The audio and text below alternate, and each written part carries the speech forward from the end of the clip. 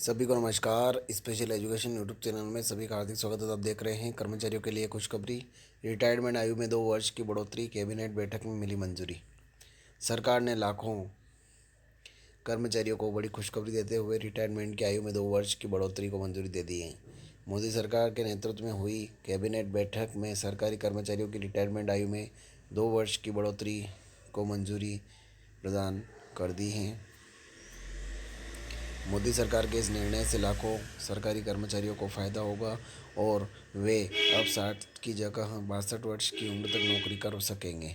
मोदी सरकार ने यह निर्णय कर्मचारियों के हित में लिया है ताकि वे और अधिक समय तक सेवा दे सकें और अपने अनुभव का लाभ देश को दे सकें।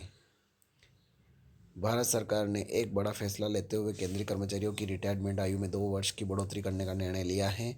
इस फैसले से लाखों सरकारी कर्मचारियों को फायदा होगा और वे अब 62 साल की उम्र तक नौकरी कर सकेंगे। यह कदम कर्मचारियों के हित में उठाया गया है ताकि वे और अधिक समय तक सेवा दे सकें और अपने अनुभव का लाभ देश को दे सकें।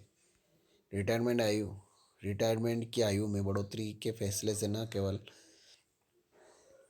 कर्मचारियों को लाभ होगा बल्कि सरकार को भी फायदा होगा। अनुभवी कर्मचारियों की सेवा लंबे समय तक मिलने से प्रशासन में सुधार होगा और नए कर्मचारियों को प्रशिक्षित करने का खर्च भी कम होगा। साथ ही पेंशन पर होने वाले खर्च में भी कमी आएगी क्योंकि कर्मचारी 2 साल बाद पेंशन लेना शुरू करेंगे। रिटायरमेंट आयु बढ़ाने का फैसला सरकार ने लंबे समय से इस प्रस्ताव पर विचार कर रही थी और अब कैबिनेट की बैठक में इसे मंजूरी दे दी गई है। यह फैसला 1 अप्रैल 2025 से लागू होगा। इसका मतलब है कि 1 अप्रैल 2025 के बाद रिटायरमेंट होने वाले सभी केंद्रीय कर्मचारियों को इसका लाभ मिलेगा। इस फैसले से करीब 23 लाख केंद्रीय कर्मचारियों को सीधा लाभ मिलेगा। यह कदम कर्मचारियों के कल्याण और उनके भविष्य की सुरक्षा को ध्यान में रखते हुए उठाया गया है। योजना का ओवरव्यू, विवरण और जानकारी। योजना का नाम रिटायरमेंट आयु बढ़ोतरी योजना। लागू होने की तिथि 1 अप्रैल 2025। रिटायरमेंट आयु में वृद्धि 2 वर्ष। नई रिटायरमेंट आयु 62 वर्ष। लाभार्थी सभी केंद्रीय सरकारी कर्मचारी। लाभ 2 साल अतिरिक्त सेवा का मौका। उद्देश्य अनुभवी कर्मचारियों की सेवा का लाभ लेना।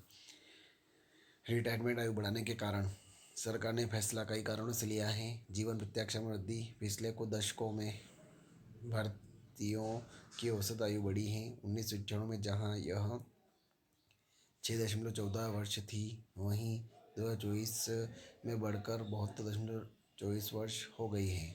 अनुभवी कर्मचारियों की ज़रूरत। सरकार को लगता है कि अनुभवी कर्मचारियों की सेवाओं का लाभ और अधिक समय तक लिया जा सकता है। पेंशन बोझ कम करना। रिटायरमेंट आयु बढ़ाने से पेंशन पर होने वाले खर्च कम होगा क्योंकि कर्मचारी 2 साल बाद पेंशन लेना शुरू करेंगे।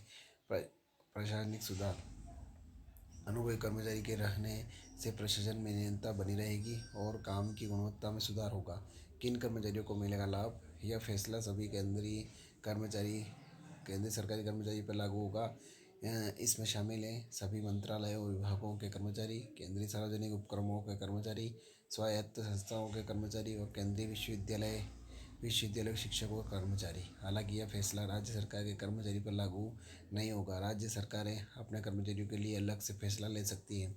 रिटायरमेंट आयु बढ़ाने का प्रभाव। इस फैसले का कई क्षेत्रों पर प्रभाव पड़ेगा। कर्मचारी पर प्रभाव। अतिरिक्त आय। कर्मचारियों को 2 साल अतिरिक्त वेतन मिलेगा जिससे उनकी आर्थिक स्थिति मजबूत होगी। बड़ा पेंशन कोष। 2 साल अधिक योगदान से पेंशन फंड बड़ा होगा। इससे रिटायरमेंट के बाद अधिक पेंशन मिलेगी। काम करने का मौका। अनुभवी कर्मचारियों को अपने अनुभव का लाभ देश को देने का मौका मिलेगा। सरकार पर प्रभाव। पेंशन बोझ कम। रिटायरमेंट 2 साल बाद होने से पेंशन पर खर्च कम होगा। अनुभवी कर्मचारियों की सेवाएं। सरकार को लंबे समय तक अनुभवी कर्मचारियों की सेवा मिलेगी। प्रशिक्षण खर्च में कमी। नए कर्मचारियों को प्रशिक्षण करने का खर्च कम होगा।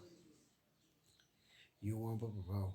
नौकरी के अवसर में कमी। 2 साल तक नई भर्तियां कम होगी जिससे युवाओं को नौकरी पाने में दिक्कत हो सकती है। प्रमोशन में देरी।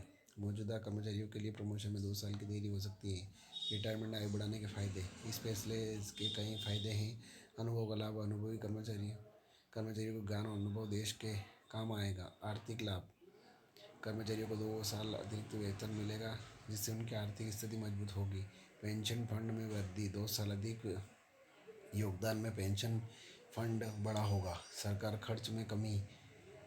पेंशन पर खर्च कम होगा और नए कर्मचारियों को प्रशिक्षित करने पर का खर्च भी बचेगा। प्रशासनिक निरंतरता। अनुभवी कर्मचारियों के रहने से प्रशासन में निरंतरता बनी रहेगी। रिटायरमेंट आयु बढ़ाने के नुकसान। हालांकि इस फैसले के कुछ नुकसान भी हो सकते हैं। युवाओं के लिए नौकरी के कम अवसर। 2 साल तक नई भर्तियां कम होगी, जिससे युवाओं को नौकरी पाने में दिक्कत हो सकती है। प्रमोशन में देरी। मौजूदा कर्मचारियों के लिए प्रमोशन में 2 साल की देरी हो सकती है। बुजुर्ग कर्मचारियों की समस्याएं। कुछ कर्मचारियों को 60 की उम्र के बाद काम करने में स्वास्थ्य संबंधी दिक्कतें हो सकती हैं। नए विचारों की कमी। युवा कर्मचारियों की नए कमी से नए विचारों और नवाचार में कमी आ सकती है। बेरोजगारों में वृद्धि। युवाओं के लिए नौकरी के अवसर कम होने से बेरोजगारी बढ़ सकती है। तो ये खबर थी। ज़्यादा से ज़्यादा शेयर करें, लाइक करें, कमेंट करें आपको खबर कैसी लगी। और आप मेरे चैनल पर नए हैं, चैनल को सब्सक्राइब जरूर करें। जय हिंद, जय भारत।